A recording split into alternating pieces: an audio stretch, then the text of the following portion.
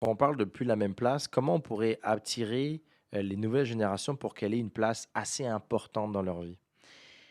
Alors, tu t'as amené pas mal de points. Je pense qu'aujourd'hui, les nouvelles générations, on en revient à ce qu'on disait tantôt, mais aspirent à rejoindre une entreprise par tout ce qu'elle véhicule à l'extérieur et sa mission, ce qu'elle propose, pour justement assouvir ce besoin de sociabilité, d'épanouissement.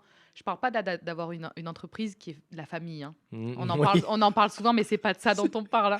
ouais, C'est on pas on est l'entreprise n'est d'accord, pas la famille. on est d'accord. L'entreprise est une organisation à part entière dans laquelle on peut s'épanouir, mais il faut couper les ponts à un moment donné. Le soir, on a une autre vie. Je mets une petite parenthèse, c'était la quatrième personne, avec qui on a ce point de vue fort. Il y a eu Ludwig qui est venu ici, Oui, j'ai entendu et le Dominique point de vue Gagnon de avec qui je partage beaucoup ce point de vue, on en parle avec Will, je le dis aussi beaucoup, ce n'est pas la famille. non, et puis souvent, on pense que valoriser: «Oh, notre entreprise, c'est une grande famille, c'est positif», mais non, en fait, ce Non, n'est pas positif et ça se ouais, dresse sur le poil de tous les gens de la génération Z là, ah, c'est assez fou.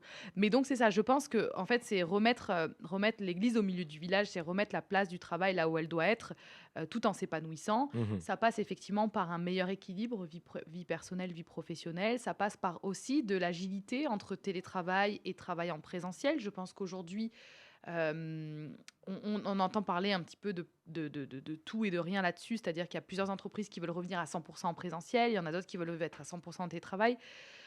Je pense qu'un mix de tout ça pourrait être le meilleur des mh. compromis pour tout le monde parce que le présentiel a des bienfaits, le télétravail a des bienfaits. Faut pas s'enfermer ni dans l'un ni dans l'autre, dans une dynamique aujourd'hui où on est ultra connecté tout le temps et où on peut assouvir un peu notre besoin de flexibilité. Mmh. Et puis, bien entendu, la culture d'entreprise, elle est clé en fait, hein,